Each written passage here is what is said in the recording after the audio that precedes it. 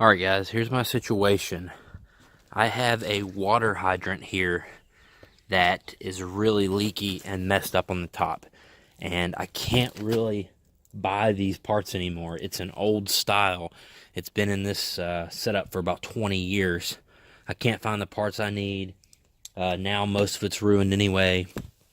So basically I need to replace the whole hydrant. But my issue is they put it in concrete. So I can't get a wrench down in there to turn the hydrant and replace it. So I bought this jackhammer off Amazon. I really didn't want to spend a few $100s renting a jackhammer that I was going to use and get back, and so I bought this one. It was $106. I'll put a link down below, but it's pretty heavy, guys. So it had pretty good reviews, so we'll see how it does. So basically, my plan is to jackhammer up around this hydrant, maybe six inches out on either side, and try to get the concrete out of there, so at least I can get a wrench on it and replace this hydrant. That's the plan. I have a whole brand new setup from Lowe's, and we'll see how it goes. So I'm going to strap the GoPro on. You can see the GoPro angle from it's going to be a head strap, so you can watch the jackhammer work a little bit from that perspective.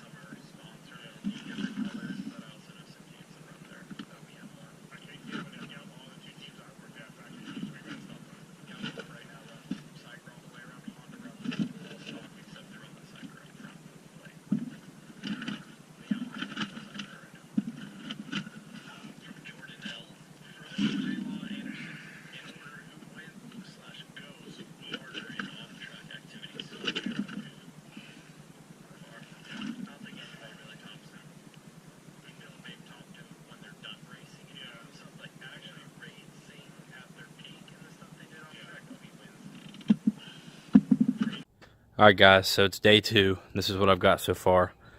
After chiseling and digging for 4 hours, I got through the concrete really quick. I got through the dirt layer really quick, but then I hit gravel, and lots of gravel. So if you can see, this pit's about 3.5 feet deep, and now it's full of water, even though it didn't rain at all last night, which is weird. But all this gravel I pulled out laying on my stomach. I pulled it out by hand, either by hand or with this coffee can, one at a time. It took me 4 hours, and I'm still not really, I made it to the fitting, but I'm still not quite low enough to really work with the fittings how I'd like to. And now with the water back in it, I'm really back at square one until I get that water out of there. So we've got some help coming over. Until then, I'm going to see if I can't get some of that water out of there.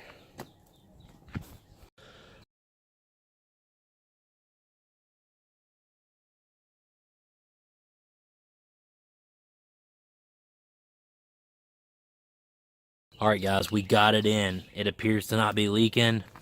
I think we have it adjusted right. Good pressure. I think everything is good. You see it's coming out of the bleeder hole down there. Doesn't appear to be any leaks. I pounded in 2 pieces of rebar, tied this to that just to support it until I put the gravel in here. Not sure how I'm going to do the gravel yet. I've seen a couple different ways where they've cut buckets and you slide a bucket down over top of this and put the gravel in the bucket. I'm going to do a little more research before I do that, but I'm basically going to leave this uncovered for a few days and use it and just make sure it doesn't develop any leaks and everything's okay before I start filling this hole in right here.